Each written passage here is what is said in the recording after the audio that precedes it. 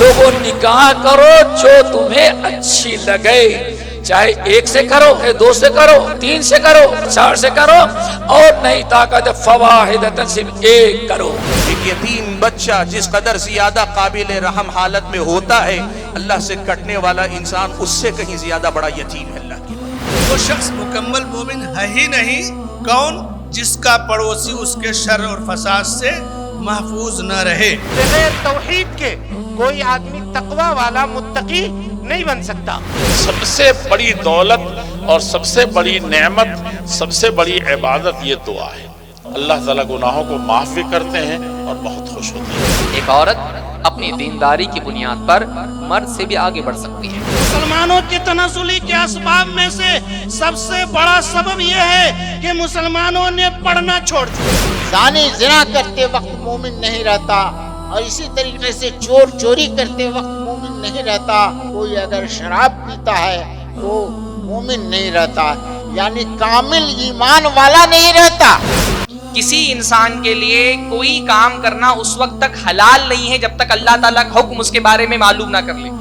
अल्लाह की इताअत करो, रसूल की इताअत करो, आपस में झगड़े न करो, फसाद न पैदा करो।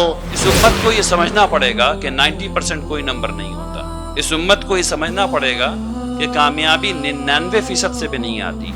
का जो शख्स भी नेक अमल करेगा, चाहे वो मर्द हो या औरत, ये दोनों ईमान के अंदर बराबर है। अपनी औलाद को इस बात की वसीयत करो कि बेटे मुसलमान बनकर जिंदा रहना और मरना तो इस्लाम पर। दारुल उलूम अहमदिया सल्फिया 32वां जलसा मुज़ाकरा इल्मिया।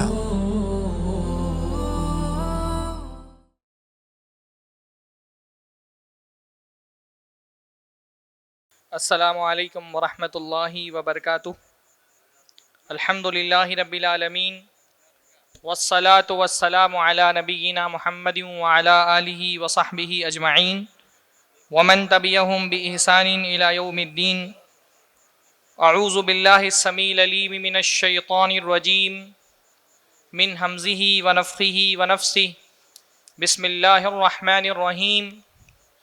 इन्नमा अम्वालुकुम व औलादुकुम फितना। इस इजलास का आखिरी वक्त है और जिस मौजू पे मुझे गुफ्तगू करनी है वो ज़रा फ़नी नौइयत का है। स्टेज पे जो माहौल बना है वो खिताबत वाला बना है और अपने मौजू की वजाहत करने के लिए मुझे क्लासरूम वाले माहौल की ज़रूरत है। तो ये बहुत मुश्किल काम है कि इजलास के इस मरहले में अपने अंदर के ख़तीब को सुलाया जाए और अपने अंदर के मुदर्रिस को जगाया जाए। तो मुझे दो चार चेहरे ऐसे चाहिए कि मैं जो गुफ्तगू करूं उस पर वो सर हिलाते रहें, ताकि मैं जो बात समझाना चाहता हूं वो आसानी के साथ समझा सकूं। ख़ास तौर पे अगर दारुल उलूम के जो तलबा हैं कुछ आगे आकर के बैठ जाएं तो मेरे लिए जो मैं डिलीवर करना चाहता हूँ आसान हो जाएगा इंशाअल्लाह ताला। मौजू बहुत जो है वो फ़नी नौइयत का है। सूद की मुरव्वजा शक्लें, यानी सूद की हुर्मत पे हम बहुत गुफ्तगू करते हैं। नुसूस में उसकी जो तबाहकारियाँ आई हैं, जो वईदें आई हैं, उस पर भी गुफ्तगू करते हैं। तो सूद की ख़तरनाकी बयान करना आज के दर्स का मकसूद नहीं है। आज के इस खिताब का मकसूद है कि हमारे यहाँ आम तौर पे बाज़ार में सूद की जो शक्लें पाई जाती हैं जिससे बहुत सारे लोग वाकिफ़ नहीं हैं। भाई एक तबका वो है जो उसको हलाल हराम से कुछ लेना देना नहीं है, वो आसानी के साथ पता होता है कि सूद है और खा रहा होता है। एक तबका बहुत बड़ी तादाद में ऐसे मुसलमानों का है जो सूद से बचना चाहता है, पर बाज़ार में सूद की इतनी गुंजलक किस्म की और पेचीदा शक्लें हैं कि लोग सूद खा रहे होते हैं और उनको पता नहीं होता कि वो सूद खा रहे हैं। तो आज का जो हमारा मौजू है उसमें सूद के नुकसानात या जो वईदें आई हैं वो बयान करना मकसूद नहीं है।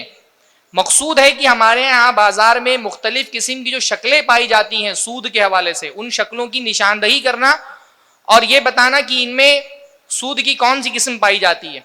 तो दो चार चेहरे अगर मुझे मिल जाएं जो सर हिलाते रहें तो इंशाअल्लाह ताला جو میں آپ لوگوں کے سامنے باتیں رکھنا چاہتا ہوں وہ میں آپ لوگوں کے سامنے رکھ لوں گا.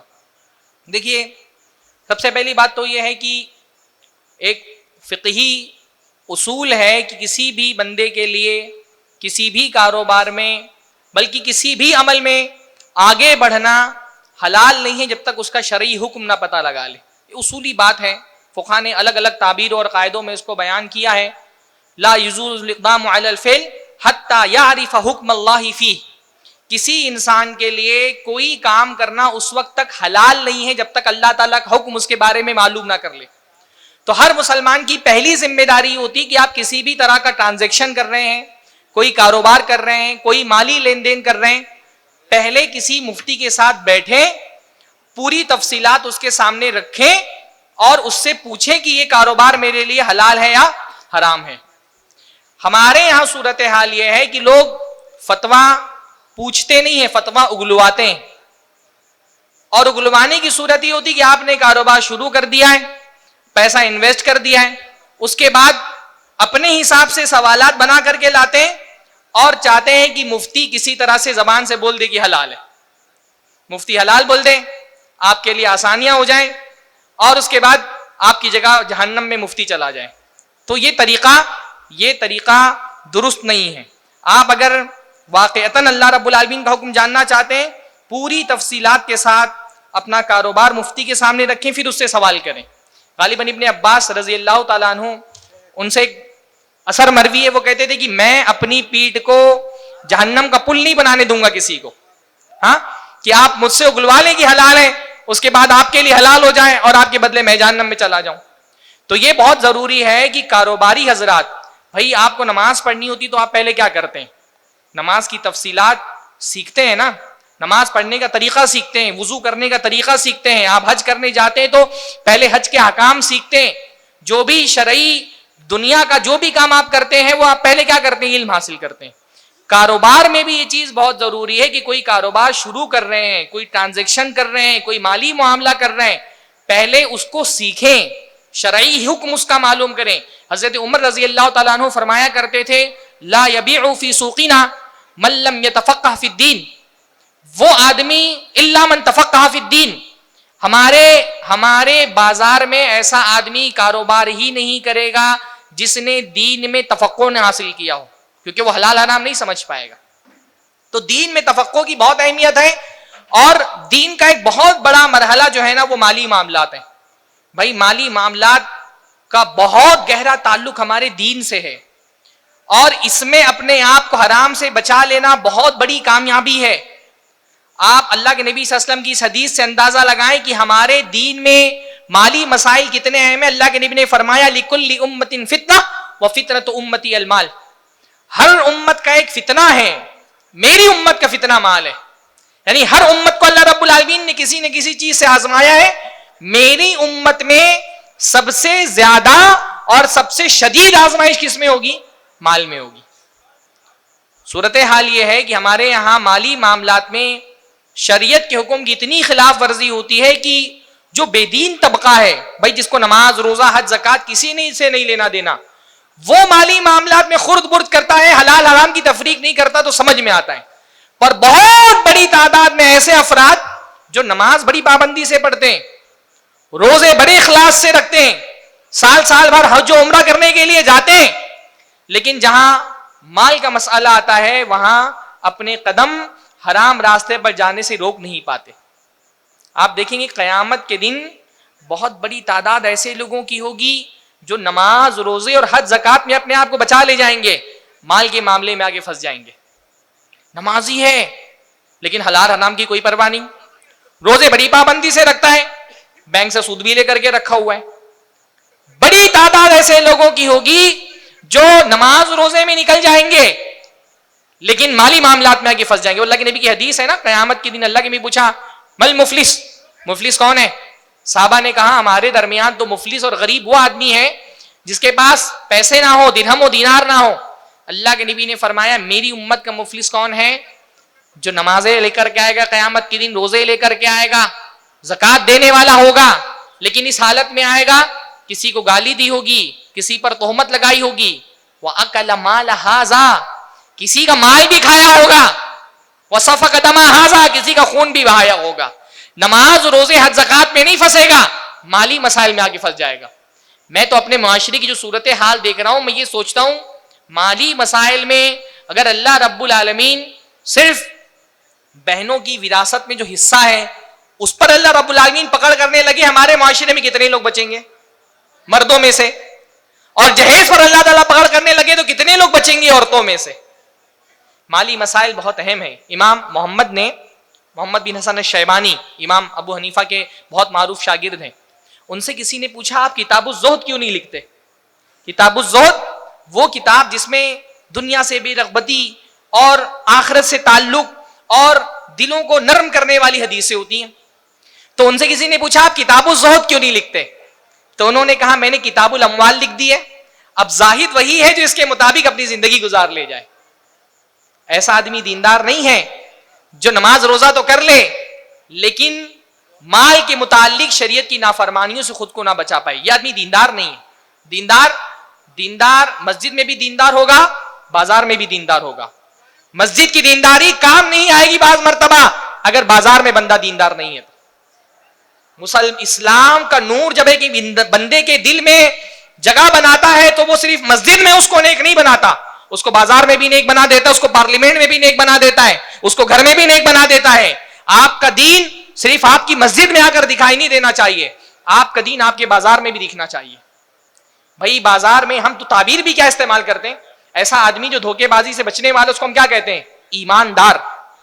ایمان، آپ کا ایمان ہے نا، آپ کا ایمان صرف مسجد میں نہیں دکھنا چاہیے، آپ کے بازار میں بھی دکھنا چاہیے، آپ کی دکان میں دکھنا چاہیے، آپ کے لین دین اور کاروبار میں دکھنا چاہیے، آپ کی پارلیمنٹ میں، آپ کی سیاست میں دکھنا چاہیے، آپ کی معاشرت میں، آپ کے اخلاق میں، آپ کے کردار اور رویے میں دکھنا چاہیے. تو یہ بڑی اہم بات ہے. آپ سوچئے صرف اتنی سی بات کہ قیامت کے دن جو 5 سوالات ہونے والے ہیں ان 5 سوالات میں سے 2 سوال مستقل مال کے بارے میں ہونے والے. مال کا مسئلہ کتنا اہم ہے. ہاں 5 سوالات قیامت کے دن ہوں گے. اللہ کے نبی نے فرمایا لا تزول قدم ابن آدم حتی یسأل عن 5. 5 سوالات کا جب تک جواب نہ دے دے آدم کی اولاد کو پیر ہلانے کی اجازت نہیں ہوگی. ان 5 میں سے 2 سوال مستقل کس کے بارے میں ہوں گے؟ وفی مالہ من این اکتسبہ وفیما انفقہ. آدمی سے اس کے مال کے بارے میں پوچھا جائے گا، مال کہاں سے کمایا اور کہاں خرچ کیا. تو بنیادی طور پہ تمہید میں یہ بات آپ کے سامنے رکھنی ہے کہ مال کا مسئلہ سنجیدہ مسئلہ ہے، سنگین مسئلہ ہے، حساس مسئلہ ہے. اس کا ڈائریکٹ تعلق ہمارے ایمان سے ہے، ہمارے عمل سے ہے، ہماری دعاؤں کی قبولیت سے ہے. اس لیے اپنے آپ کو مال کی فتنوں سے بچانا بہت مشکل ہے. مال کے بہت سارے فتنے، اس میں سے ایک فتنہ ہے حرام کمائی کا فتنہ. میں بنیادی طور پہ شروع میں کچھ اصول جو بیوع سے متعلق ہیں وہ آپ کے سامنے رکھوں گا. یہ اصول آپ کے ذہن میں رہیں گے انشاءاللہ تعالی تو آپ کے لیے آسانی ہوگی کسی کاروبار میں یہ سمجھنے کے لیے کاروبار کی شکل حلال ہے یا حرام ہے. عام لوگ اگر سن لیں تو کافی ہے، طلبہ جو ہیں وہ اگر اس کو نوٹ بھی کر لیں تو انشاءاللہ تعالی زیادہ فائدہ مند ہوگا. کیونکہ مجھے کچھ شکلیں بتانی ہیں ہمارے معاشرے میں کاروبار کی جو حرام ہے، لین دین کی جو حرام ہے، اور ان شکلوں کو سمجھنے کے لیے ضروری ہے کہ آپ کو کچھ بنیادی اصول کاروبار کے بارے میں پتہ ہوں. دیکھیں ایک بنیادی اصول تو فقہ کا یہ ہے کہ عبادات میں اصل حرمت ہے اور معاملات میں اصل اباحت ہے. مشکل جملہ ہو گیا. عبادات میں اصل حرمت ہے کا مطلب کیا ہوتا ہے کہ ہر عبادت حرام ہے جب تک کہ اس کی کوئی شرعی دلیل نہ مل جائے، ہے نا. ہر طرح سے عبادت کرنا حرام ہے جب تک کہ قرآن و سنت سے اس کی کوئی دلیل نہ مل جائے. مان لیجیے کوئی آدمی بولتا ہے کہ میں صبح کے 4 بجے باہر کھڑے ہو کر کے ہاتھ اٹھا کر کے اللہ تعالیٰ کی عبادت کروں گا، یوں اس میں مجھے بڑی خوشو محسوس ہوتا ہے. وہ عبادت کر سکتا ہے؟ ایسی عبادت کر سکتا ہے؟ تو اس سے اگر وہ کہے، اس کو منع کیا جائے اور وہ کہے کہ کہاں لکھا ہے کہ حرام ہے، تو آپ کیا دلیل دیں گے کہ بھائی عبادت میں حرام کی دلیل نہیں دی جاتی ہے، حلال کی دلیل دی جاتی ہے. کوئی عبادت ہو تو عبادت میں اگر کوئی عبادت کر رہا ہے تو اس سے پوچھا جائے گا اس عبادت کا ثبوت شریعت میں کہاں ہے؟ قرآن و سنت میں. عبادت میں حرام ہونے کی دلیل نہیں دی جاتی بلکہ حلال ہونے کی دلیل دی جاتی. اور جو معاملات ہوتے ہیں جیسے مالی معاملات بھی ہیں، مالی معاملات میں اصل کیا ہے؟ ہر طرح کا کاروبار حلال ہے جب تک کہ اس کے حرام ہونے کی کوئی دلیل نہ مل جائے. معاملات میں اصل اباحت ہے، حلت ہے. ہر کاروبار کا طریقہ، ہر لین دین کا طریقہ حلال ہے جب تک کہ اس میں کوئی حرام ہونے کی دلیل ہم کو نہ مل جائے.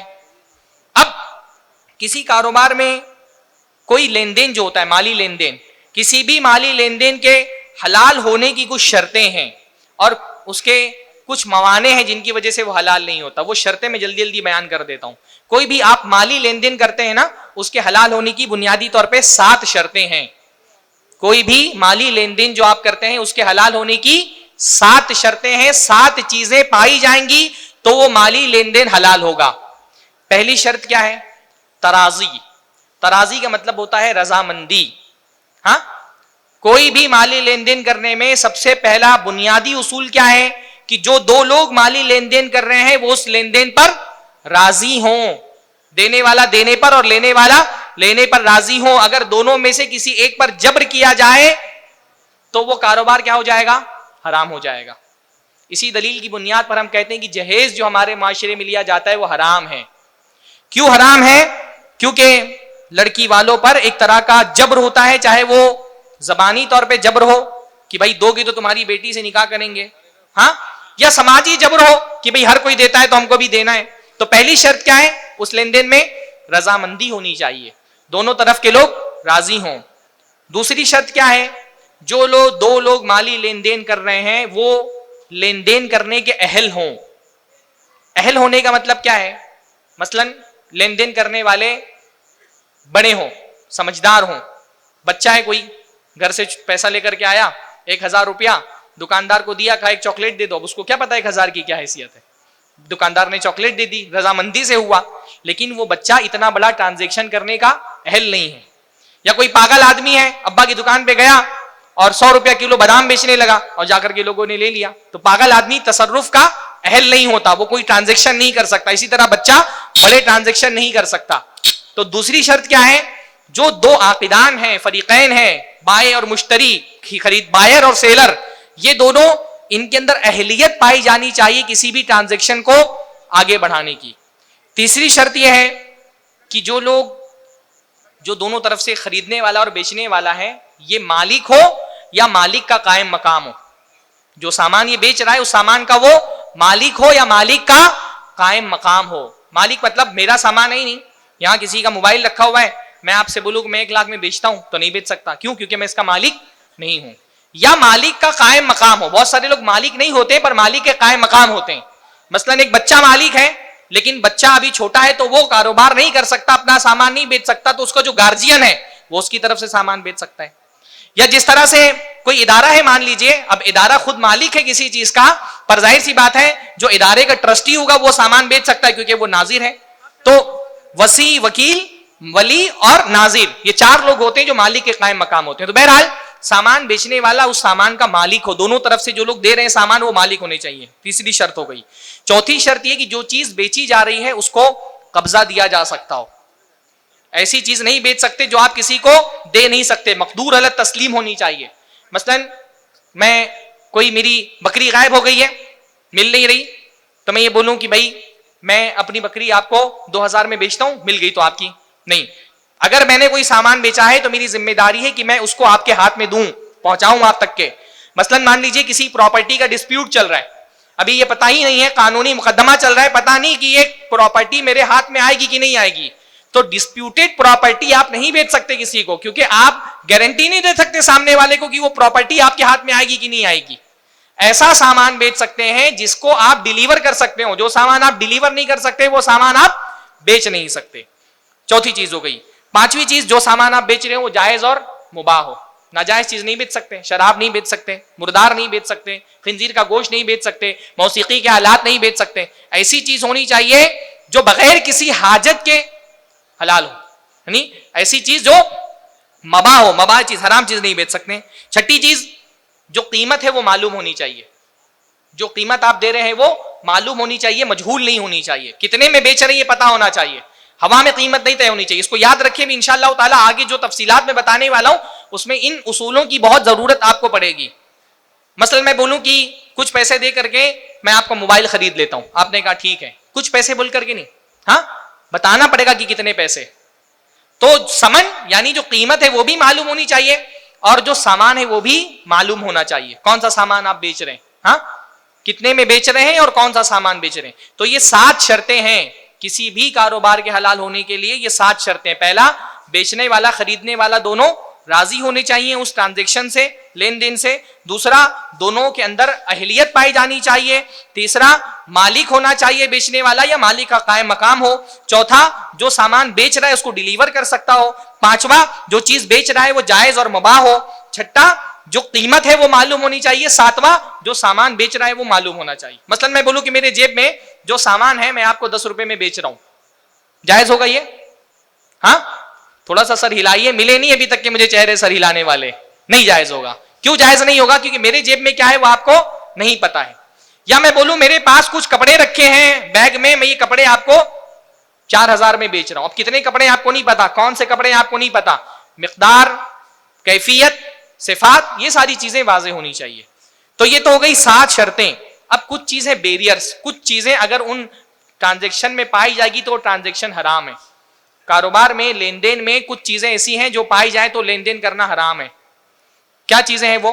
پہلی چیز، مبی جو ہے وہ حرام، عین حرام نہیں ہونا چاہیے. یعنی جو سامان آپ بیچ رہے ہیں وہ حرام نہیں ہونا چاہیے، ہے نا.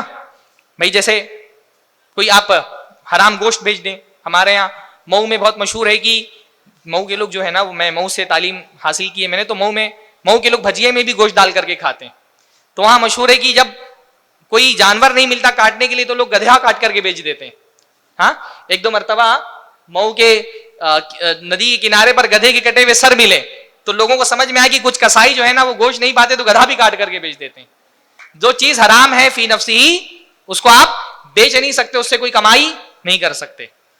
اب اس میں آپ ساری شراب بیچنا حرام ہے کیونکہ وہ فی نفسی حرام ہے، اس سے انتفاع حرام ہے نا، اس سے وہ مباح نہیں ہے.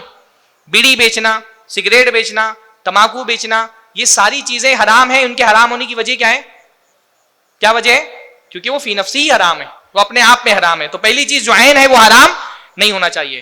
دوسرا، جو ٹرانزیکشن ہو رہا ہے اس میں غرر نہیں پانا پائے. غرر کا مطلب ہوتا ہے انسرٹینٹی، جہالت نہیں پائی جانی چاہیے. کلیئر ہونا چاہیے کیا بیچ رہے ہیں، کتنے کا بیچ رہے ہیں، قیمت کتنی ہے، سامان کتنا ہے، کب ڈیلیور کریں گے، یہ ساری چیزیں واضح ہونی چاہیے. غرر نہیں پایا جانا چاہیے. تیسرا، ربا نہیں پایا جانا چاہیے، سود نہیں پایا جانا چاہیے. ٹرانزیکشن میں اگر سود پایا گیا تو سود حرام کر دے گا اس ٹرانزیکشن کو. میں بھی سود کی تفصیلات اچھے سے بتاتا ہوں، اس سے پہلے کچھ چیزیں. تیسری چیز، ایسی شرط نہیں ہونی چاہیے جو غرر یا ربا پہ مشتمل ہو. بعض مرتبہ ربا ہوتا نہیں ہے پر شرط میں ربا ہوتا ہے، اس وجہ سے بھی وہ ٹرانزیکشن حرام ہو جاتا ہے. اس کی تفصیلات ابھی انشاءاللہ آگے میں بتاؤں گا. پانچویں چیز، ضرر نہیں پایا جانا چاہیے. بعض کاروبار اس لیے حرام ہوتے ہیں کیونکہ ان کے اندر ضرر پایا جاتا ہے. ضرر کا مطلب کیا ہوتا ہے؟ نقصان. کسی کو نقصان پہنچا کر کے، بہت سارے ایسے کاروبار ہیں کسی کو نقصان پہنچانے کی وجہ سے وہ حرام ہوتے ہیں. مثلا اللہ کے رسول نے فرمایا لا یبیع احدکم علی بیع اخیہ، تم میں کا کوئی آدمی اپنے بھائی کی بے پر بے نہ کرے.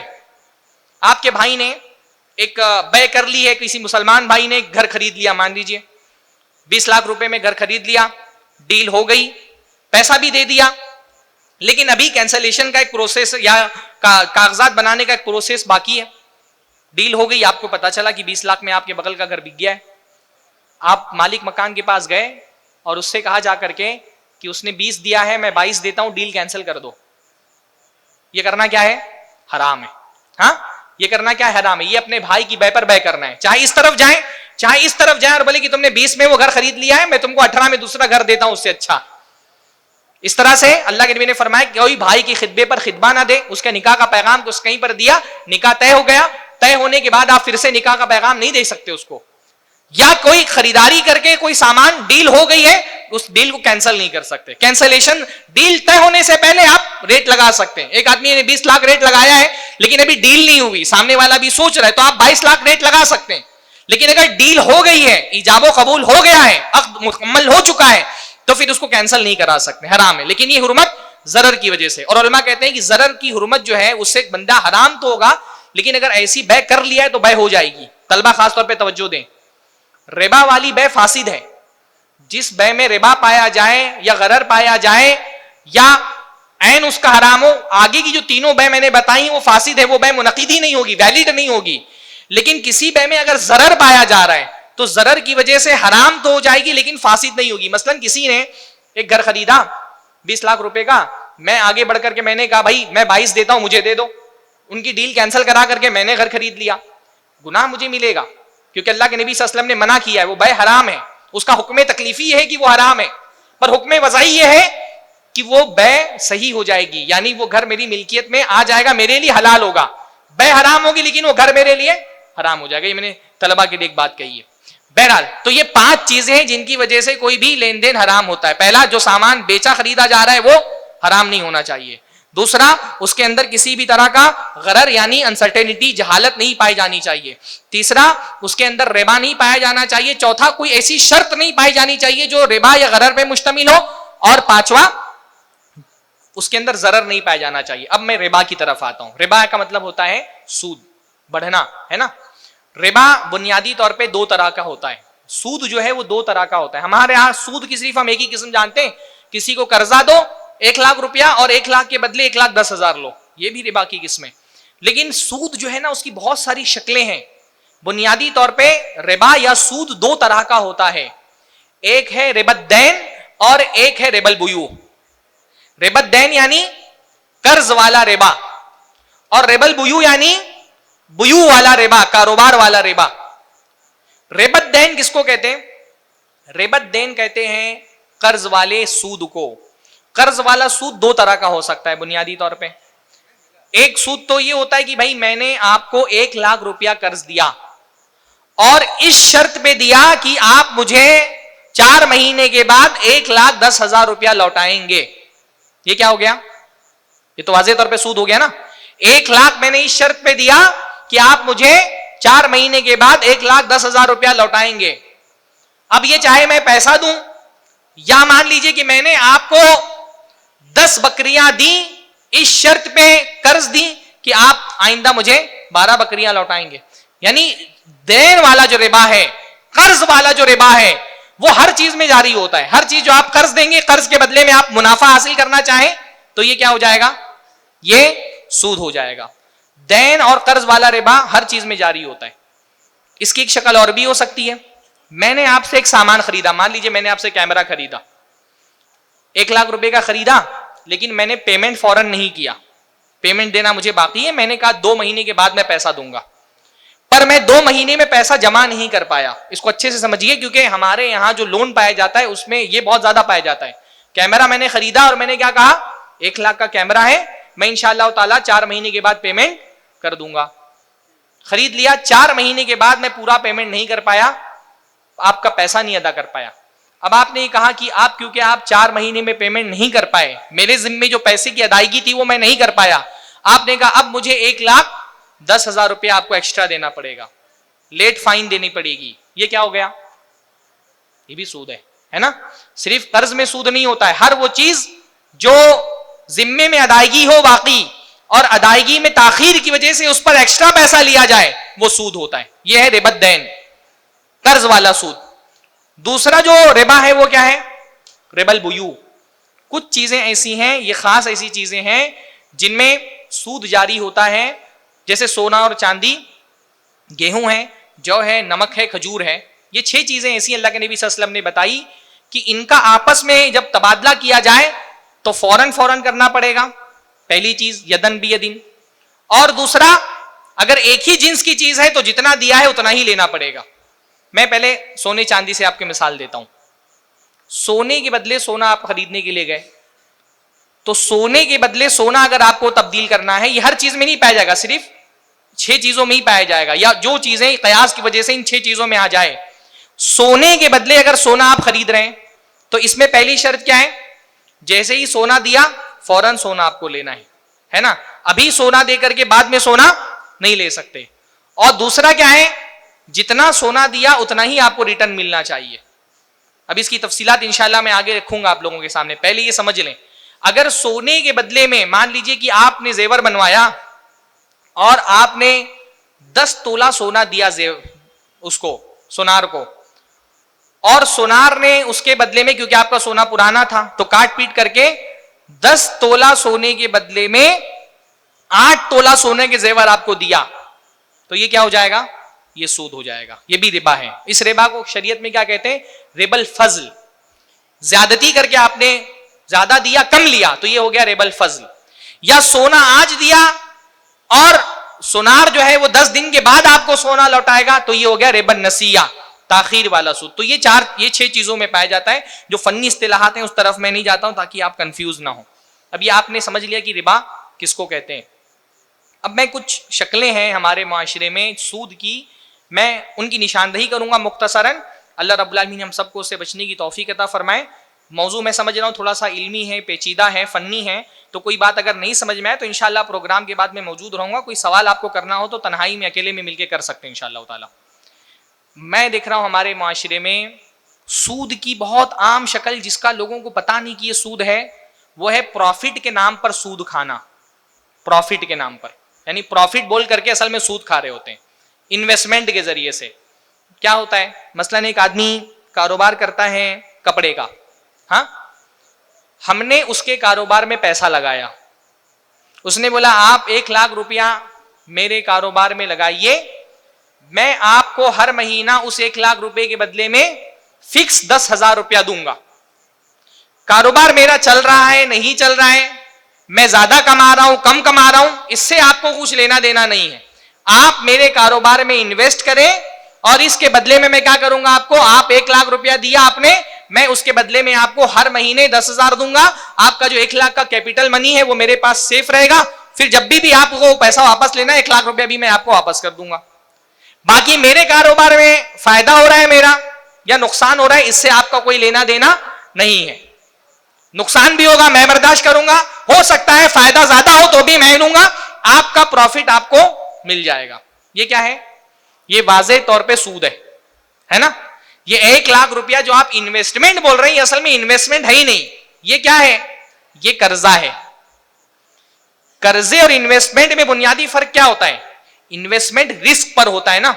انویسٹمنٹ جو ہے وہ سبجیکٹ ٹو رسک, اس پہ ایک رسک پایا جاتا ہے. بھائی پیسہ کہیں لگانے کا مطلب یہ ہے کہ میں نے پیسہ لگایا ہے, کاروبار چل بھی سکتا ہے ڈوب بھی سکتا ہے. انویسٹمنٹ میں رسک ہوتا ہے, اگر کاروبار چلے گا مجھے فائدہ ہوگا, کاروبار ڈوب گیا تو میرا پیسہ چلا جائے گا. انویسٹمنٹ اس کو بولتے ہیں جو سبجیکٹ ٹو رسک ہوتا ہے, اس کے اندر رسک پایا جاتا ہے.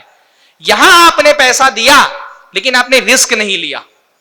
میں پیسہ دے رہا ہوں, تمہارا کاروبار چلتا ہے نہیں چلتا, 1 لاکھ کے بدلے تم 2 لاکھ کما لو 10 لاکھ کما لو, مجھے اس سے کچھ لینا دینا نہیں. وہ 1 لاکھ بھی ڈوب جائے, تمہاری دکان میں آگ لگ جائے, تمہارا بیوپاری پیسہ کھا کر کے بھاگ جائے, میں کچھ نہیں جانتا.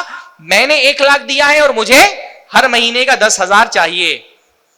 یہ انویسٹمنٹ ہے, یہ انویسٹمنٹ ہے نہیں. یہ کیا ہے, یہ انویسٹمنٹ نہیں ہے. یہ کیا ہے, یہ قرض ہے. قرض میں رسک نہیں ہوتا نا. بھائی آپ مجھ سے قرضہ مانگنے کے لیے آئے, مولویوں سے کم ہی لوگ قرضہ مانگتے, ہاں, آپ مجھ سے قرضہ مانگنے کے لیے آئے, بھائی 1 لاکھ روپے دے دیجیے مجھے ضرورت ہے, میں نے دے دیا, قرضہ دیا ہے میں نے. قرضے میں آپ پیسہ لے کر کے گئے, آپ کا کاروبار میں فائدہ ہوا نقصان ہوا وہ میں نہیں جانتا. میرا 1 لاکھ روپیہ آپ لے کر کے قرضہ کہتے مجھ کو لوٹائیے, ہے نا. قرضے میں رسک نہیں ہوتا, رسک کس میں ہوتا ہے, انویسٹمنٹ میں ہوتا ہے. اب لوگ لیتے ہیں قرضہ اور اس کو نام کیا دے دیتے ہیں, انویسٹمنٹ کا. پر شریعت میں اسما کا اعتبار نہیں ہوتا, حقیقتوں کا اعتبار ہوتا ہے. حقیقت کیا ہے اس چیز کی, حقیقت میں وہ گرچہ اس کو انویسٹمنٹ کہا جا رہا ہے پر وہ انویسٹمنٹ نہیں ہے, وہ اصلاً کیا ہے, قرض ہے. تو قرض پر متعین نفع آپ لے تو یہ قرض پر متعین نفع کیا ہوتا ہے, سود ہوتا ہے. واضح سود کی شکل ہے. تو لوگ پروفٹ کے نام پہ اصل میں سود کھا رہے ہوتے ہیں. آپ کاروبار میں پیسہ لگا سکتے ہیں, کسی بھی کاروبار میں پیسہ لگا سکتے ہیں, اس کی کچھ شرطیں ہیں. پہلی شرط کیا ہے کاروبار میں پیسہ لگانے کی, جس کاروبار میں آپ نے پیسہ لگایا ہے وہ کاروبار کیا ہونا چاہیے, مکمل حلال ہونا چاہیے.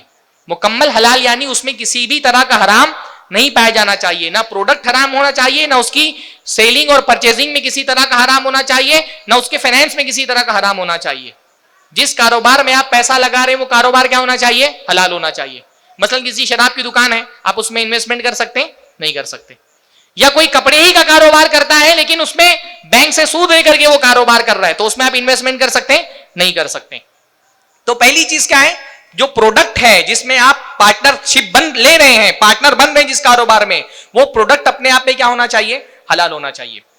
دوسری چیز یہ ہے کہ جس طرح آپ نفع میں شریک ہیں اسی طرح آپ کو نقصان میں بھی شریک ہونا پڑے گا. نفے کی شرط پر آپ انویسٹمنٹ نہیں کر سکتے کہ نفع ملے گا تو میں لوں گا, نقصان ہوگا تو مجھے کچھ نہیں پتا, یہ سود ہو جائے گا.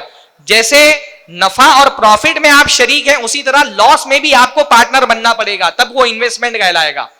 تیسرا, جو پروفٹ ہے اس کا پرسنٹیج فکس ہونا چاہیے, اماؤنٹ نہیں فکس ہونا چاہیے. پروفٹ کا پرسنٹیج فکس ہونا چاہیے, اماؤنٹ نہیں فکس ہونا چاہیے. مثلا میں نے آپ کا کپڑے کا ہوٹل ہے مان لیجیے آپ کا, اور میں نے 10 لاکھ روپیہ لگایا, اور میں نے یہ بولا کہ 10 لاکھ کے بدلے میں مجھے ہر مہینے 20,000 روپیہ چاہیے.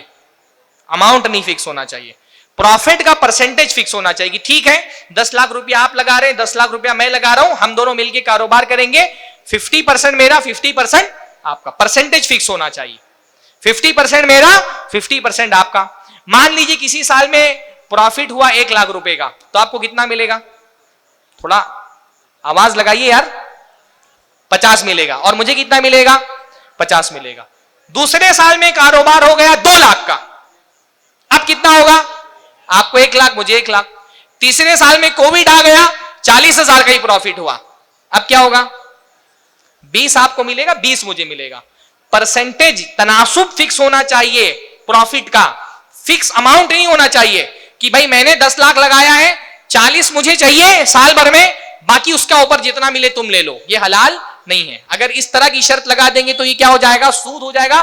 اور ہمارے معاشرے میں انویسٹمنٹ اور پروفٹ کے نام پہ بہت زیادہ سود کھائے جا رہے ہیں. تو سمجھ میں آ گیا یہ ہے نا, اور ڈیٹیل میں جانے کی ضرورت, وائٹ بورڈ تو ہے نہیں, اور مجھے پتا ہوتا کہ یہ صورتحال ہے تو میں کچھ پریزنٹیشن بھی بنا کر کے لاتا. ایک سمجھ میں آ گیا نا. دوسرا, ہمارے یہاں پر جو حرام جو ہے کاروبار کی شکل پائی جاتی ہے, مجھے پتا نہیں آپ کے ہاں یہ پایا جاتا ہے کہ نہیں, ہماری ممبئی میں بہت پایا جاتا ہے, جس کو ہم کہتے ہیں ہیوی ڈپازٹ. ہیوی ڈپازٹ کی شکل کیا ہے؟ ہیوی ڈپازٹ کی شکل یہ مان لیجیے کہ میرا گھر ہے, میں مالک مکان ہوں, اور آپ کرایہ دار ہیں, آپ کو گھر چاہیے, مکان میرے پاس ہے. یہاں عام طور پہ گھر کا کرایہ کتنا چلتا ہے نارمل ایک گھر کا؟ مان لیجیے کہ گھر کا کرایہ ہے 10,000 روپے, فلیٹ ہے میرے پاس, اس کا کرایہ ہے 10,000 روپے. اب ممبئی میں زیادہ تر چلتا ہے, میرے خیال سے تقریباً ہر علاقے میں اس کو پایا جاتا ہے ہیوی ڈپازٹ. آپ اب میں کیا ہوتا ہے, ڈپازٹ کس کو کہتے ہیں؟ جب آپ مجھ سے گھر لینے کے لیے آئیں گے تو میں 1 لاکھ روپیہ آپ سے ڈپازٹ مانگوں گا. کیوں مانگتا ہوں ڈپازٹ میں؟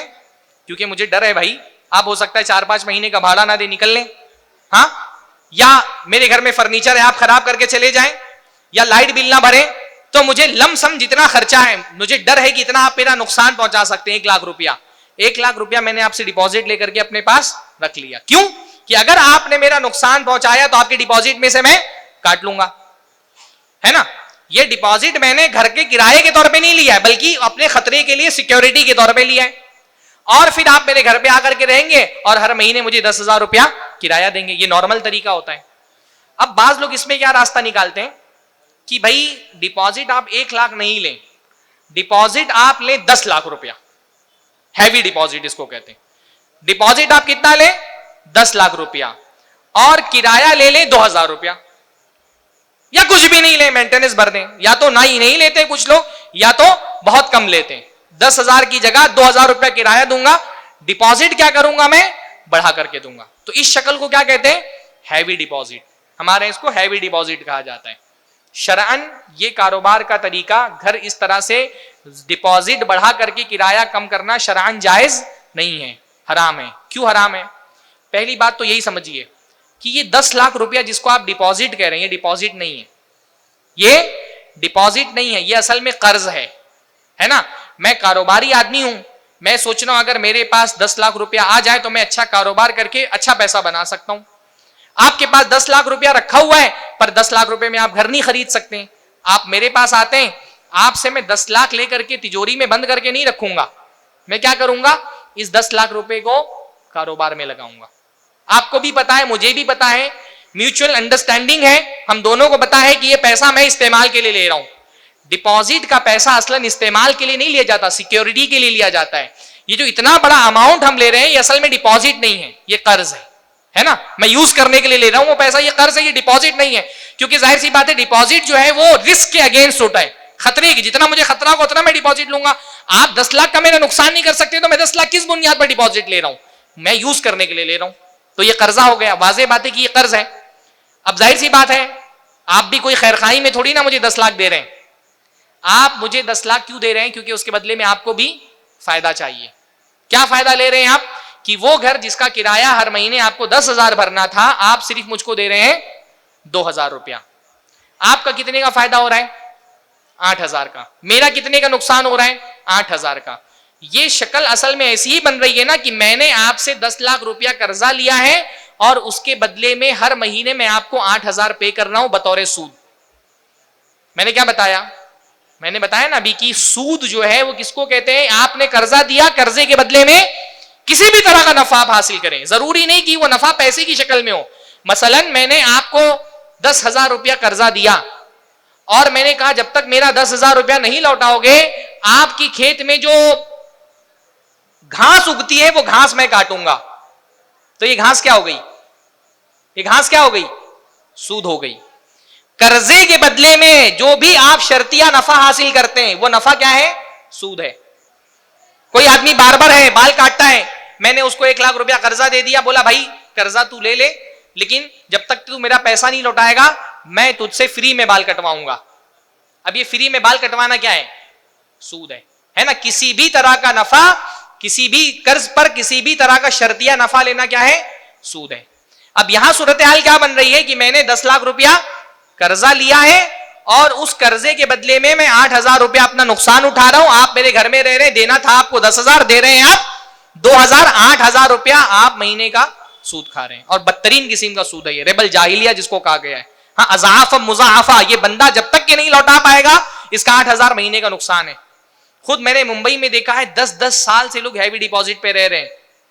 شادی کرنی تھی, 10 لاکھ روپیہ قرضہ لے کر کے ہیوی ڈپازٹ پہ گھر اٹھا دیا, شادی میں لٹا دیا کہ بعد میں کما کے دے دیں گے. اب نہیں کما پا رہے اور اپنا گھر رہ کر کے فری میں لوگ رہ رہے, جیسے پرانے زمانے میں دھنی لوگ سود کھاتے تھے. تو یہ شرعاً حلال نہیں ہے. ہیوی ڈپازٹ کی یہ شکل حلال نہیں ہے. نہ ہی یہ صورت حلال ہے کہ آپ کم کرایہ دیں, نہ یہ صورت حلال ہے کہ بالکل کرایہ نہ دیں. دونوں صورت میں حرام ہے. اگر کچھ بھی کرایہ نہیں دے رہے تو پورا 10,000 گویا کہ سود کھا رہے ہیں. 2,000 کرایہ دے رہے ہیں تو اس کا مطلب 8,000 سود کھا رہے ہیں. 5,000 کرایہ دے رہے ہیں اس کا مطلب 5,000 سود کھا رہے ہیں. ٹھیک ہے. بعض لوگ اس کو بلا وجہ, اچھا اس پہ کوئی مسلکی اختلاف نہیں ہے, ہاں یہ متفقہ فیصلہ ہے. حناف بھی, سارے علماء ہر مسلک کے اس کو حرام بولتے ہیں اور یہ میرا اکیلے کا فتویٰ نہیں ہے. میرا تجربہ یہ ہے نا کہ بعض میں سماجی موضوعات پہ گفتگو کرتا ہوں, کبھی دوسری شادی کے موضوع پہ یا کبھی خواتین کے حقوق پر, بیویوں اور اچھے شوہر پر, میں دیکھتا ہوں سب کے چہرے کھلے رہتے ہیں ماشاءاللہ. دوسری شادی کی بات آئے تو ویسے دیکھیے چھوٹے بچوں کے چہروں پہ مسکراہٹ آ گئی. ہاں, اور جب حرام کاروبار پر بات کی جائے تو لوگ ایسا گھور کر کے دیکھتے ہیں جیسے لگتا ہے میں ہی حرام کر رہا ہوں. اللہ نے نہیں حرام کیا, میں نے حرام کیا ہے. تو میں نہیں حرام کر رہا. اس پہ متفقہ علماء کا فتویٰ ہے, شیخ ابن عثیمین وغیرہ کا فتویٰ ہے. بعض لوگ اس کو حلال کرنے کے لیے ایک بہانہ ڈھونڈتے ہیں, کہتے بھائی ٹھیک ہے ہم نے جو 10 لاکھ روپیہ دیا وہ 10 لاکھ روپیہ قرضہ ہے اور اس کے بدلے میں یہ گھر ہم نے گروی لے کر کے رکھا ہے اپنے پاس اور ہم اس کو یوز کر رہے ہیں. کوئی بھی سامان جو گروی آپ لے سکتے ہیں, کوئی سامان سیکیورٹی کے طور پہ گروی آپ اپنے پاس رکھ سکتے ہیں, پر گروی رکھا ہوا سامان آپ اتنا ہی استعمال کر سکتے ہیں جتنا اس پر آپ کا خرچہ جا رہا ہے. خرچ سے زیادہ گروی رکھا ہوا سامان استعمال نہیں کر سکتے, حرام ہے. مثلا کسی نے آپ سے 1 لاکھ روپیہ قرضہ لیا اور اپنی بھینس آپ کے پاس گروی رکھ دی, اس بھینس سے آپ اتنا ہی دودھ لے سکتے ہیں جتنا اس کے چارے پہ خرچہ جا رہا ہے. آ رہی بات سمجھ میں؟ اس سے زائد اگر اس کا دودھ استعمال کریں گے تو وہ سود ہو جائے گا. کسی نے قرضہ دیا آپ نے اس کو قرضہ دیا, اس نے گھوڑا جو ہے آپ کے پاس گروی رکھ دیا, تو اس گھوڑے سے آپ اتنا ہی فائدہ اٹھا سکتے ہیں جتنا اس کے چارے پر اس کی رہائش پہ آپ خرچ کر رہے ہیں. مرہون شے سے انتفاع بیشتر علماء اس کو حرام ہی بولتے ہیں سرے سے. جن علماء نے اجازت بھی دی ہے وہ اس شرط پہ اجازت دی ہے کہ اس کا انتفاع, اس سے فائدہ اٹھانا اتنا ہی ہونا چاہیے جتنا اس پر خرچ آ رہا ہے. تو بہرحال تو یہ ہیوی ڈپازٹ کا مسئلہ ہے, یہ بھی حرام ہے. ہمارے معاشرے میں حرام سود کی ایک شکل پائی جاتی ہے شیئر مارکیٹ میں, اور یہ بہت سارے سوالات آتے ہیں, پتہ نہیں آپ کے شہر میں شیئر مارکیٹ میں ٹریڈنگ کرنے والے لوگ کتنے ہیں نہیں ہیں. میں بیسک اصول بتا دیتا ہوں, بہت تفصیلات میں نہیں جاتا ہوں, وقت بھی میرے پاس کم ہے. شیئر مارکیٹ کا جو بیسک فنڈا ہے وہ حلال ہے, جو بیسک شیئر مارکیٹ کا اسٹرکچر ہے وہ حلال ہے. شیئر مارکیٹ اصل میں کس کو کہتے ہیں بھائی؟ جیسے کچھ کاروبار بہت بڑے ہوتے ہیں, بڑا کاروبار کرنے کے لیے چاہیے بڑا کیپٹل اماؤنٹ, بہت پیسہ ہے نا, اور بہت پیسہ ایک آدمی کے پاس عام طور پہ نہیں ہوتا. بھائی جیسے ہمارے بعض کاروبار ہے جن کا ٹرن اوور 50,000 کروڑ روپے کا ہے. 50,000 کروڑ کسی بھی انڈیویجول کے پاس ہندوستان کے اندر بہت مشکل ہے کہ پائے جاتے ہوں. لکوڈ کیش نہیں پایا جاتا لوگوں کے پاس. بڑا کاروبار بڑی کمپنیاں کیسے کرتی ہیں؟ کوئی بھی کمپنی کے پاس اپنا خود کا پیسہ نہیں ہوتا. بڑی کمپنیاں بڑا کاروبار کرنے کے لیے کیا کرتی ہیں؟ ایک لیول تک تو وہ چھوٹے موٹے جو ہے ولچر سرمایہ دار ہوتے ہیں نا، پیسے والے، یا بینک سے وہ پیسہ لے کر کے چھوٹا کاروبار شروع کرتی ہیں. جب کاروبار ایک نقطے پر پہنچ جاتا ہے، جیسے ہمارے ہندوستان کے اندر اگر شیئر مارکیٹ میں آپ کو اپنی کمپنی کو لسٹ کرنا ہے تو تقریباً 5,000 کروڑ کا اماؤنٹ ہے.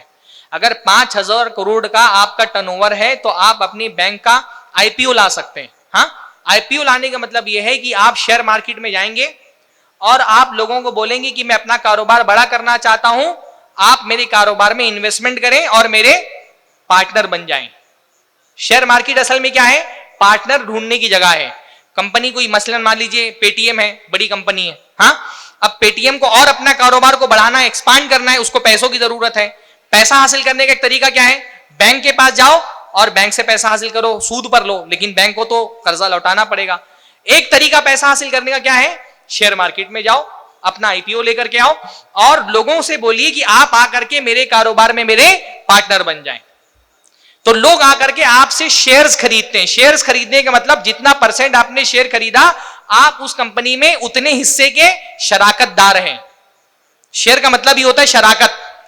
اتنے آپ، اسی لیے اس کو اردو میں حصص کہا جاتا ہے، عربی میں بھی حصص کہا جاتا ہے کہ اتنے حصے کے آپ کیا بن گئے؟ پارٹنر بن گئے.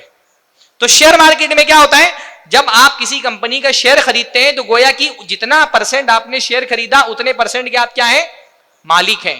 اتنے حصے کے آپ پارٹنر ہیں کمپنی کے اندر. تو یہ شیئر مارکیٹ کا بیسک فنڈا ہے.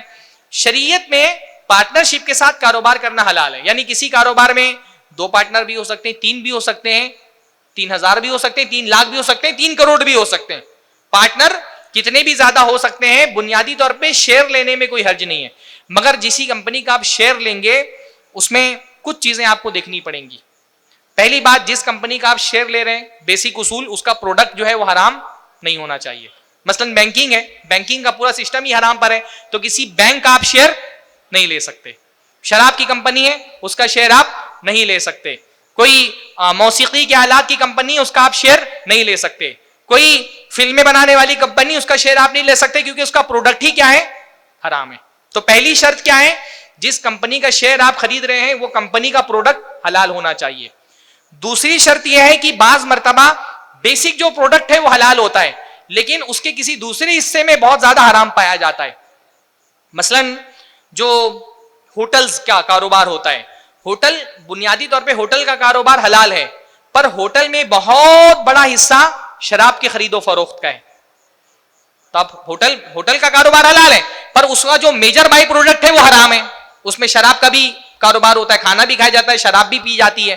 تو آپ کسی ایسے ہوٹل کا شیئر نہیں لے سکتے. کوئی ایسی ہوٹل کی چین ہے تو اس کا شیئر نہیں لے سکتے. یا جیسے جو شوگر کی کمپنیاں ہوتی ہیں تو شوگر کی کمپنیاں جو جن کا مولیسس ہوتا ہے وہ اس کو شراب بنانے والوں کو بیچتے ہیں.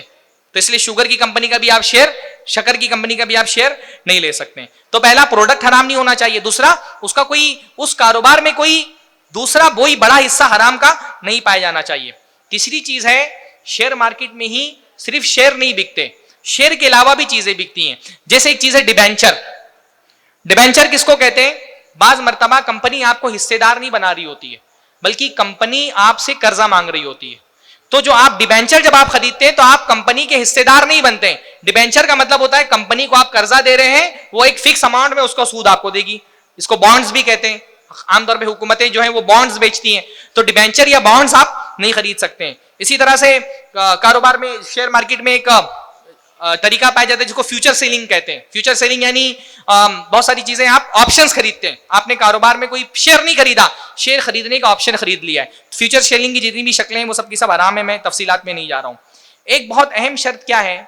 کسی بھی کمپنی کا جس کا آپ شیئر لے رہے ہیں، مان لیجیے اس کا پروڈکٹ حلال ہے، پروڈکٹ میں کہیں کوئی حرام نہیں پایا جا رہا، آپ نے حلال طریقے سے اس کا ایک شیئر لیا ہے. کمپنی کسی بھی طرح کے سودی لین دین میں ملوث نہیں ہونا چاہیے. یہ بنیادی شرط ہے. جس کمپنی کا آپ شیئر لے رہے ہیں وہ کمپنی کسی بھی طرح کے سودی لین دین میں ملوث نہیں ہونا چاہیے. اور سب سے مشکل جو ہے نا مرحلہ یہی ہے کہ ہندوستان میں شیئر مارکیٹ میں جتنی کمپنیاں لسٹڈ ہیں وہ یا تو سود لے رہی ہوتی ہیں یا سود دے رہی ہوتی ہیں، کیونکہ بہت بڑا کاروبار ہوتا ہے نا، 5,000 کروڑ کا ٹرن اوور ہوگا تب تو سیبی آپ کو الاؤ کرے گی شیئر مارکیٹ میں اپنی کمپنی لسٹ کرنے کے لیے. تو 5,000 کروڑ کمپنی کے پاس اپنا خود کا نہیں ہوتا.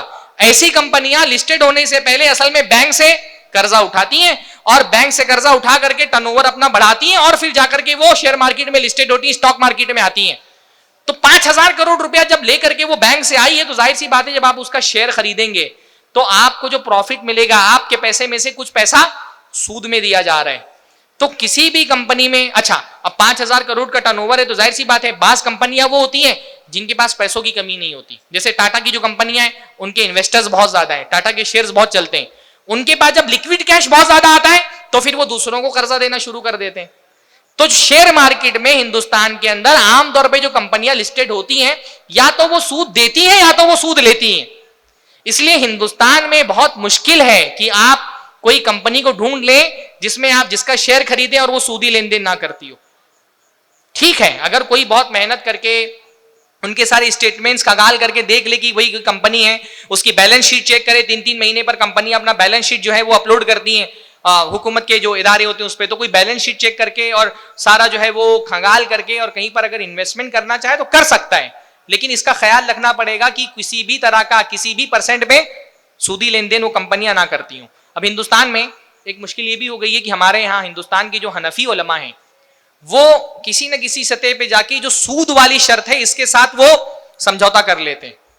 جیسے کچھ علماء حنفی ہیں وہ کہتے ہیں اگر کوئی کمپنی 25% سودی کاروبار کر رہی ہے تو آپ اس کا شیئر لے سکتے ہیں، لیکن وہ 25% یا اس سے جتنا بھی اس کا تناسب ہے سود کا اتنا پیسہ آپ کو اپنے پروفٹ میں سے نکال کے الگ کرنا پڑے گا، اور جب کمپنی کے شیئر ہولڈرز کی میٹنگ ہوگی اس میں آپ کو آواز اٹھانی پڑے گی. 2 شرطیں وہ بیان کرتے ہیں. بعض لوگ کہتے ہیں کہ 33%، یعنی انڈیا میں باقاعدہ خالد سیف اللہ صاحب میرے خیال سے اور بھی بہت ساری فقہ اکیڈمیاں ہیں، کچھ انڈیویجول علماء بھی وہ کہتے ہیں اگر کوئی کمپنی 33% سودی کاروبار میں ملوث ہے تو آپ اس کا شیئر لے سکتے ہیں، پر وہ 33% آپ کو الگ کرنے پڑے گا اپنی پروفٹ میں. اس کی کوئی شرعی دلیل نہیں ہے، اس کی کوئی شرعی دلیل نہیں ہے، یہ صرف ہیلا ہے ایک حرام کو حلال کرنے کا. اس کی کوئی شرعی دلیل نہیں ہے. کہاں سے شرعی دلیل لے کر کے آتے ہیں 33% کی؟ وہ جو اللہ کے نبی کی حدیث ہے کہ ایک صحابی اللہ کے نبی صلی اللہ علیہ وسلم کے بیمار ہوئے تو انہوں نے اللہ کے نبی ان کی عیادت کے لیے گئے، نام نہیں یاد آ رہا ہے، غالباً ابی ابن کعب تھے یا کون. تو اللہ کے نبی ان کی عیادت کے لیے گئے تو اللہ کے نبی صلی اللہ علیہ وسلم سے انہوں نے کہا اللہ کے نبی آپ اجازت دیں تو میری ایک بچی ہے، میرے پاس پراپرٹی بہت زیادہ ہے، پیسہ بہت زیادہ ہے، تو میں سوچتا ہوں کہ اپنی پوری مال کو میں وصیت کر دوں کہ میرے مرنے کے بعد صدقہ کر دیا جائے. اللہ کے نبی کہا نہیں اجازت ہے. تو کہا اللہ کے نبی صلی اللہ علیہ وسلم کیا 2/3 مال کی وصیت کر دوں؟ اللہ کے نبی نے کہا نہیں. کہا اللہ کے نبی آدھے مال کی وصیت کر دوں؟ کہا نہیں. پوچھا اللہ کے نبی صلی اللہ علیہ وسلم کیا 1/3 مال کی وصیت کر دوں؟ تو کہا الثلث والثلث کثیر، 1/3 مال کی وصیت کر سکتے ہو پر 1/3 مال بھی زیادہ ہے. اب اس حدیث کو لے جا کر کے فٹ کرتے ہیں سودی مسئلے پہ کہ بھائی 1/3 زیادہ ہوتا ہے، اس کا مطلب اگر 1/3 سے کم سود پایا جاتا ہے تو ایسے کمپنی کا آپ شیئر لے سکتے ہیں. لیکن آپ سمجھ سکتے ہیں کہ یہ اتنا کمزور استدلال ہے. وہاں بات ہو رہی وصیت کی، وصیت حلال ہے، یہاں مسئلہ سود کا ہے. سود ذرہ برابر بھی حرام ہے، 3 کا برابر بھی سود حرام ہے. میں نے بھی 4 چیزیں آپ کو 5 چیزیں بتائی تھی نا کہ کاروبار میں 5 چیزوں کی وجہ سے کاروبار حرام ہوتا ہے. اس میں ایک غرر بتایا تھا میں نے، جہالت نہیں ہونی چاہیے، اور ضرر بتایا تھا، اور ربا بتایا تھا. غرر کے معاملے میں اس بات کی اجازت ہے کہ غرر اگر تھوڑا بہت پایا جائے تو کاروبار حلال ہو سکتا ہے، بے حلال ہو سکتی ہے. یعنی جہالت اگر تھوڑی سی پائی جائے، مثلا آپ نے بکری خریدی، اب بکری کے ساتھ آپ نے اس بکری کے تھن میں جو دودھ ہے وہ بھی خرید لیا نا، پر آپ کو پتا ہے کہ کتنا تھن میں دودھ ہے؟ نہیں پتا ہے. تو کیا آپ اس بکری کو نہیں خرید سکتے؟ خرید سکتے ہیں. غرر اگر تابع چیز میں ہو، اصل میں نہ ہو، یا آپ نے پیڑ خرید لیا، اب پیڑ پہ کتنا پھل ہے آپ کو نہیں پتا، غرر ہے. لیکن غرر اگر کم ہو تو بے حلال ہو جاتی ہے. ربا میں یہ معاملہ نہیں ہے، ربا کم ہو یا زیادہ ہو، ربا اگر سود اگر کسی کاروباری لین دین میں پایا جائے تو اس کے آپ پارٹنر نہیں بن سکتے. تو بہرحال تو یہ شیئر مارکیٹ میں عام طور پہ ہندوستان کے اندر جو شیئر مارکیٹ ہے اس میں انویسٹمنٹ حلال نہیں ہے. مسئلہ یہ ہے نا کہ یہ ڈیمانڈ ہم کریٹ نہیں ہونے دیتے.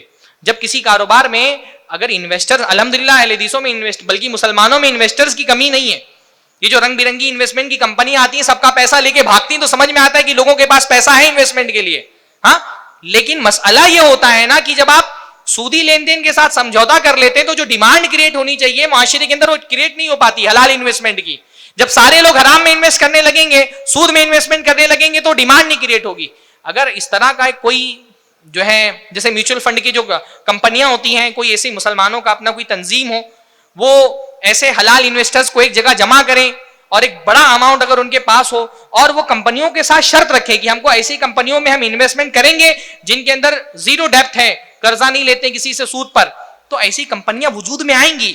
پر مسئلہ یہ کہ جب آپ سود کے ساتھ سمجھوتا کرنے لگتے ہیں تو پھر وہ حلال کی جو مارکیٹ ہے, جو ایک ڈیمانڈ کریٹ ہونی چاہیے, وہ ڈیمانڈ ہی کریٹ نہیں ہو پاتی ہے.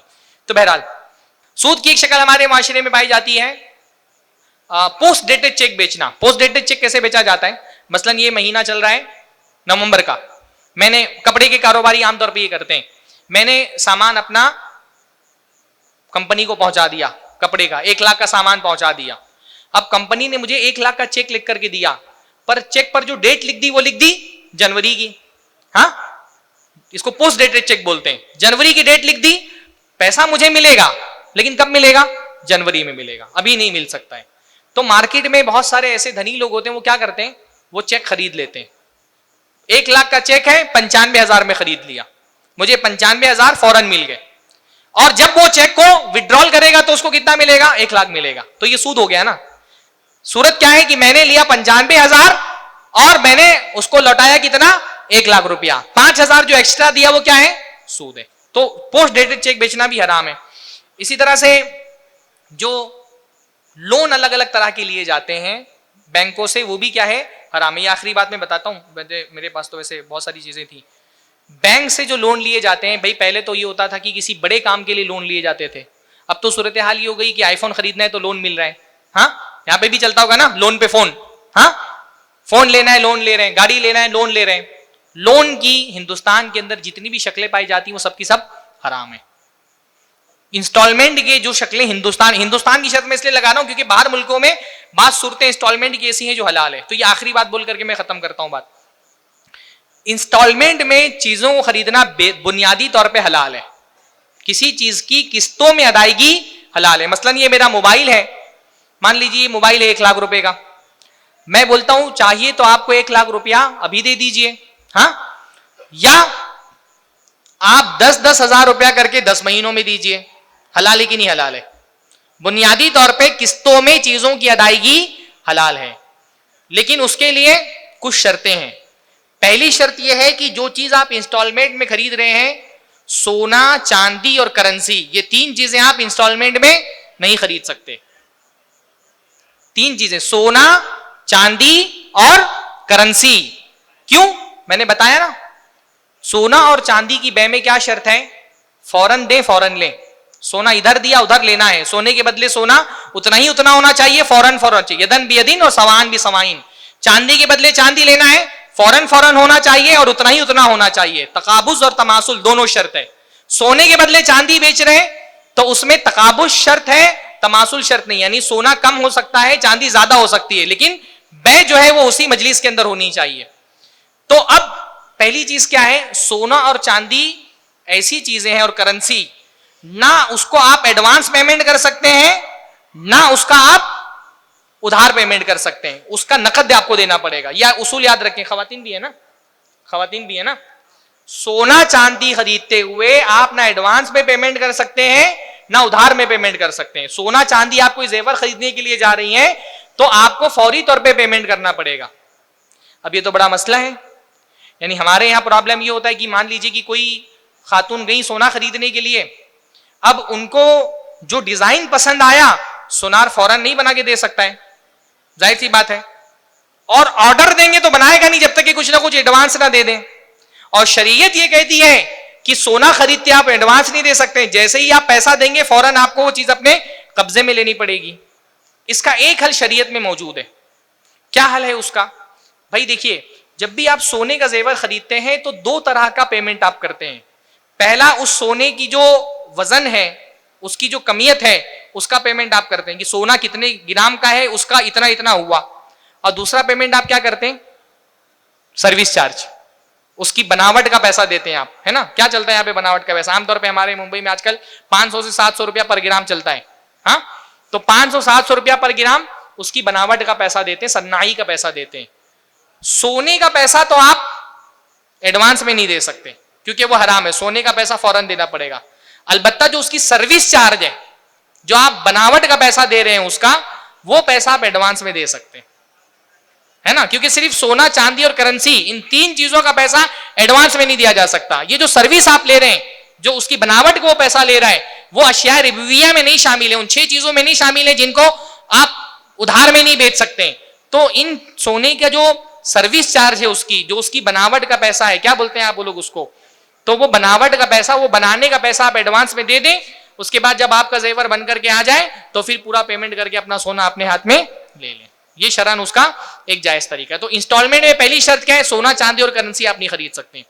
دوسری شرط یہ ہے, اور یہیں پر سب سے زیادہ مشکل پیش آتی ہے, دوسری شرط یہ ہے کہ جو اماؤنٹ فکس ہو گیا ٹرانزیکشن کے وقت, اس پہ کوئی اضافہ نہیں کر سکتے.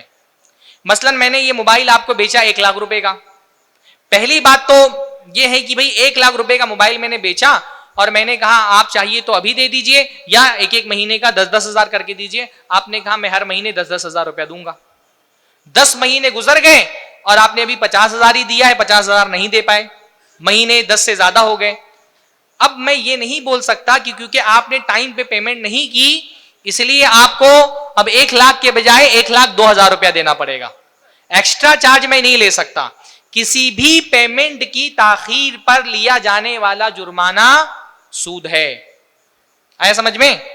کسی بھی پیمنٹ کی تاخیر پر لیا جانے والا جرمانہ سود ہے. آپ نے لائٹ بل ٹائم پہ نہیں بھرا, ایکسٹرا آپ کو اس کو فائن بول لیں, اس کو آپ جرمانہ بول لیں, اصلاً وہ کیا ہے, سود ہے. اسکول میں فیس ٹائم پر نہیں بھری, اسکول والوں نے 100 روپیہ فائن لگا دی, وہ 100 روپیہ کیا ہے, سود ہے. بلڈنگ کا مینٹیننس آپ نے ٹائم پہ نہیں بھرا, بلڈنگ والوں نے 10 روپیہ جرمانہ لگا دیا. پیسے کی ادائیگی کی تاخیر میں لیا جانے والا جرمانہ کیا ہوتا ہے, سود ہوتا ہے. بہت افسوس کے ساتھ یہ کہنا پڑتا ہے, بہت سارے دینی اداروں میں نے پچھلے دنوں لکھا, بعض لوگوں نے کہا ہمارے مدرسے میں فیس ٹائم پر نہیں بھرو تو پیسہ ایکسٹرا لیا جاتا ہے. سود ہے وہ. کسی بھی پیمنٹ کی ادائیگی میں اگر تاخیر پر آپ ایکسٹرا پیسہ لیں, سود اسی کو تو کہتے ہیں کہ مجھے قرضہ دینا تھا آپ کو 1 لاکھ روپیہ, میں ٹائم پہ نہیں دے پایا تو آپ نے کہا 1,10,000 دو. اب ہاں تقزیم تربی, بڑھا دو گے یا پھر میں بڑھا دوں, اگر نہیں دو گے تو پیسہ بڑھ جائے گا, اسی کو تو سود کہتے ہیں. اب ہندوستان میں نہیں جانتا کہ کوئی بھی فائنینس کمپنی ایسی ہے جو یہ سہولت آپ کو دیتی ہو کہ اگر آپ انسٹالمنٹ میں تاخیر بھی کر دیں تو بھی آپ کا ایکسٹرا پیسہ نہیں لگے گا. کوئی بجاج فائنینس ہے اور دوسری ساری کمپنی ہے, کوئی بھی کمپنی یہ سہولت اپنے بائرز کو نہیں دیتی کہ آپ اگر ٹائم پر انسٹالمنٹ نہیں بھر سکے تو آپ کو ایکسٹرا پیسہ نہیں دینا پڑے گا. تقریباً ہر کمپنی لے گی, وہ آپ کا چیک باؤنس ہو جائے گا تو آپ پر جرمانہ لگے گا. کوئی بھی کمپنی یہ سہولت نہیں دیتی. تو پہلی چیز کیا ہے, پہلی چیز ہے کہ سونا چاندی نہیں خرید سکتے. دوسرا, جو اماؤنٹ فکس ہو گیا ہے اس اماؤنٹ سے آپ ایکسٹرا نہیں لے سکتے, گرچہ انسٹالمنٹ ٹائم پہ آدمی نہ بھر پائے. اور تیسری شرط اس کی یہ ہے کہ بیچ میں جو گیور ہے وہ بینک نہیں ہونا چاہیے. یہ بھی بہت بڑا مسئلہ ہے. جو فیسیلیٹر ہے نا, فائنینسر, وہ بینک نہیں ہونا چاہیے. یہ ڈیل جو ہے نا وہ باقاعدہ بائر اور سیلر کے درمیان ہونی چاہیے. آپ کا سامان ہے, میں خرید رہا ہوں, بیچ میں جب بینک آتا ہے نا, کوئی فائنینس کمپنی آتی ہے تو کیا ہوتا ہے, مثلا میں نے سامان آپ سے لیا 1 لاکھ روپے کا اور میں نے کہا 10-10 ہزار روپے آپ کو کر کے میں بھروں گا. اب جب بینک بیچ میں آتا ہے تو وہ کیا کرتا ہے, وہ میری طرف سے وہ آپ کو 90,000 ہی دیتا ہے اور مجھ سے وہ لیتا ہے 1 لاکھ روپیہ. اب ڈیل تو ہوئی تھی 1 لاکھ کی اور 1 لاکھ ہی میں دوں گا, لیکن حقیقت میں صورتحال یہ ہے کہ میں نے 1 لاکھ نہیں دیا, بینک نے میری طرف سے 90,000 آپ کو دیا. آپ جو مرچنٹ ہیں, آپ سامان بیچ رہے ہیں, اور مجھ سے بینک نے کتنا لیا, 1 لاکھ روپیہ لیا, تو 10,000 بینک نے ایکسٹرا لیا. اس لیے بیچ میں جو کوئی بینک نہیں ہونا چاہیے فائنینسر کے طور پہ, تھرڈ پارٹی کے طور پہ. تو یہ 3 شرطیں اگر نہ پائی جائیں تو انشاءاللہ تعالی انسٹالمنٹ کی صورت حلال ہے. پر ہمارے یہاں یہ 3 شرطیں پائی جاتی ہیں. اس لیے جو 0 EMI کے نام پر جتنے بھی لون دیے جاتے ہیں سب کے سب حرام ہیں. لوگ بولتے ہیں مولانا یہ 0 EMI والا لون ہے. 0 EMI کچھ نہیں ہوتا بھائی, ہاں 0 EMI کچھ نہیں ہوتا. بلکہ اگر صورتحال اس طرح کی انسٹالمنٹ کی, مان لیجیے میرا موبائل ہے, میں یہ بولتا ہوں, آخری بات بول رہا ہوں, میں یہ بولتا ہوں کہ میرا یہ موبائل ہے, آپ ابھی نقد دیں گے تو 1 لاکھ میں, اگر نقد نہیں دیں گے انسٹالمنٹ میں دیں گے تو ہر مہینے 12 مہینے تک میں آپ سے 10-10 ہزار لوں گا, 1,20,000 کا. نقد اور ادھار کی قیمت میں فرق کرنا, ایک صورت یہ بھی ہوتی ہے. ابھی لوگے تو 1 لاکھ کا, ابھی اگر پیسہ نہیں دے رہے ہو اور ایک ایک مہینہ کر کے دو گے تو پھر میں 12 مہینے میں 1,20,000 لوں گا. اس کے بارے میں اختلاف ہے علماء کا. جمہور علماء کی رائے یہی ہے، بلکہ مذاہب اربعہ کی رائے کی حلال ہے. کچھ ایک علماء ہیں جو منع کرتے ہیں، جیسے ہمارے دور میں شیخ ابن عثیمین اجازت دیتے ہیں، شیخ ابن باز اجازت دیتے ہیں، شیخ الالبانی منع کرتے ہیں. شیخ الالبانی اس کو جائز نہیں بولتے. لیکن ایسی بھی انسٹالمنٹ کی بے کے لیے کچھ شرطیں ہیں. پہلی شرطیں تو وہ رہیں گی جو 3 شرطیں میں نے بتائیں، کہ وہ سونا چاندی نہیں ہونا چاہیے، اور وہ بیچ میں بینک نہیں ہونا چاہیے. تیسرا، ادائیگی میں تاخیر کی بنیاد پر لیٹ پیمنٹ نہیں ہونا چاہیے. ایک شرط یہ بھی ہے کہ جب یہ ڈیل ہو رہی ہو نا، تو ڈیل ہوتے وقت طے ہو جائے کہ آپ نقد میں دے رہے ہیں یا آپ انسٹالمنٹ میں دیں گے. سمجھ رہے؟ ڈیل ہوتے وقت یہ میں نے کہا کہ بھائی میرا موبائل ہے، ابھی دے دیں گے تو نقد میں 1,00,000 کا دوں گا، اور اگر 12 مہینے میں دیں گے تو میں 1,20,000 کا دوں گا. جب ہمارے درمیان ڈیل ہو تو آپ فائنل کریں، آپ نقد میں لے رہے ہیں یا 10 مہینے میں دیں گے، واپس 12 مہینے میں دیں گے. آپ نے کہا ٹھیک ہے میں نے لے لیا، اگر ہو گیا تو میں 1,00,000 دے دوں گا، نہیں ہوا تو 1,20,000 دوں گا. یہ جائز نہیں ہے. یہ ایک بے میں 2 بے ہے. اللہ کے نبی نے منع فرمایا، نہا نبی صلی اللہ علیہ وسلم ان صفقتین فی صفقتین، ایک بے میں 2 بے سے اللہ کے نبی نے منع فرمایا ہے. ہاں، تو یہ حلال نہیں ہے. ایک بے میں 2 بے حلال نہیں ہے. جب بھی آپ ڈیل کریں تو ڈیل کے وقت فائنل ہونا چاہیے کہ میں نقد دے رہا ہوں یا ادھار دے رہا ہوں، اور اس پر ڈیل فائنل ہونی چاہیے. تو بہرحال انسٹالمنٹ کی جتنی بھی شکلیں ہمارے یہاں پائی جاتی ہیں وہ تقریباً ساری کی ساری حرام ہے. باقی بہت ساری شکلیں، جیسے انشورنس ہے، میں نے لکھا تھا، تفصیل میں نہیں جاتا. انشورنس کی ساری شکلیں حرام ہیں، چاہے ہیلتھ انشورنس ہو، کاروبار کا انشورنس ہو، گاڑیوں. اصلاً انشورنس حرام ہے. انشورنس میں سود بھی ہے، انشورنس میں جوا بھی ہے، اور انشورنس میں جو ہے وہ اور بھی بہت سارے مفاسد ہیں. تو انشورنس اصلاً کیا ہے؟ حرام ہے. بھائی واضح بات ہے نا، میں 10,000 روپے آپ کو بھیج رہا ہوں، 10,000 روپے انشورنس کمپنی کو دے رہا ہوں، اور کوئی کور لے رہا ہوں، مان لیجیے ہیلتھ کور لے لیا میں نے. اب پہلی بات تو اس میں غرر ہے. غرر میں نے بتایا نا، جہالت.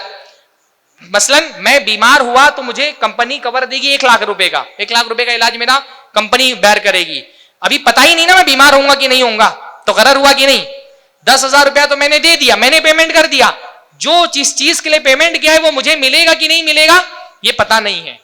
تو غرر نہیں ہونا چاہیے. اس کے اندر غرر بھی پایا جاتا ہے، اور اس میں ربا بھی پایا جاتا ہے. میں نے دیا 10,000 روپیہ، بیمار ہو گیا تو مجھے 3,00,000 روپے کا کور مل گیا. کمپنی میری طرف سے، بینک کی انشورنس کی کمپنی 3,00,000 روپے دے رہی، تو 10,000 کے بدلے 3,00,000 مجھے مل رہا ہے. تو اس میں سود بھی ہو گیا. ہاں، اور یہ جوا بھی ہے. جوے میں یہ ہوتا ہے نا کہ اما غارم اما غارم، یا تو آدمی کو بہت پیسہ مل جائے گا یا تو جو لگایا وہ بھی ڈوب جائے گا. ایسے ہی ہوتا ہے جوے میں نا، کہ بھائی میں نے ایک گھوڑے پہ پیسہ لگا دیا 1,00,000 روپیہ، اگر میرا گھوڑا جیت گیا تو 10,00,000 ملے گا، ہار گیا تو میرا 1,00,000 بھی ڈوب جائے گا. تو انشورنس میں بھی تو یہی ہوتا ہے کہ میں نے انشورنس لے لیا ہے کسی چیز کا، اپنے کاروبار کا انشورنس لے لیا ہے. اب اگر میرا کاروبار ڈوب گیا تو جو میرا پیسہ ہے مجھ کو زیادہ مل جائے گا بڑھا کر کے، اور اگر نہیں ڈوبا تو جتنا میرا تھا وہ بھی چلا جائے گا. تو اس میں انشورنس کی جو شکل ہے اس میں جوا بھی پایا جاتا ہے، سود بھی پایا جاتا ہے، اور غرر بھی پایا جاتا ہے. اس وجہ سے علماء نے اس کو حرام کہا ہے. اور اس کے علاوہ کریڈٹ کارڈ ہمارے یہاں پہ جو جن شکلیں پائی جاتی ہیں، کریڈٹ کارڈ بھی جو ہے وہ حرام کاروبار کی ایک شکل ہے. اسی طرح سے کھیتی باڑی میں بھی جو متعین اناج لے کر کے کھیتی کرائے پر دیتے ہیں وہ حرام ہے، کہ مجھے 1 کنٹل اناج دے دینا، باقی جتنا وہ تمہارا. یہ حلال نہیں ہے. البتہ پیسے کے بدلے میں کھیت کرائے پر دیا جا سکتا ہے. اسی طرح سے پھٹی ہوئی نوٹوں کا جو کاروبار کرتے ہیں وہ بھی حرام ہے. ہوتا ہے نا، 500 کی نوٹ پھٹ گئی ہے تو آپ لے کر کے جائیں اور آپ کو 495 روپیہ دے دیں گے، تو یہ بھی حرام ہے. اسی طرح سے کموڈیٹی مارکیٹ میں بھی بیشتر جو ہوتا ہے وہ حرام ہے. سودی بینک میں نوکری کرنا حرام ہے. بس اتنی باتیں کافی انشاءاللہ تعالیٰ آج کے پروگرام کے لیے. اللہ تعالیٰ سے دعا ہے اللہ تعالیٰ اس ادارے کو، جو جماعت کا ایک موقر ادارہ ہے، اللہ تعالیٰ سلامت رکھے. ہمارے جو طلبہ ہیں اللہ رب العالمین ان کو، ہم اس ادارے کو توفیق عطا فرمائیں کہ ایسے طلبہ اس امت کو فراہم کریں جو واقعی معنوں میں اس امت کی، اس ملت کی، اس قوم کی رہنمائی کر سکیں. اللہ تعالیٰ جب تک زندہ رکھے حرام پر اللہ رب العالمین بچنے کی توفیق عطا فرمائے، حرام سے حلال پر اکتفا کرنے کی توفیق نصیب فرمائے. اللہ اتنا حلال دے دے کہ حرام سے ہم بے نیاز ہو جائیں. ہاں، اللہم اکفنا بحلالک عن حرامک واغننا بفضلک عمن سواک. اقول قولی ھذا واستغفر اللہ لی ولکم لسائر المسلمین واستغفروہ انہ الغفور الرحیم. واخر دعوانا ان الحمد للہ رب العالمین. والسلام علیکم ورحمۃ اللہ.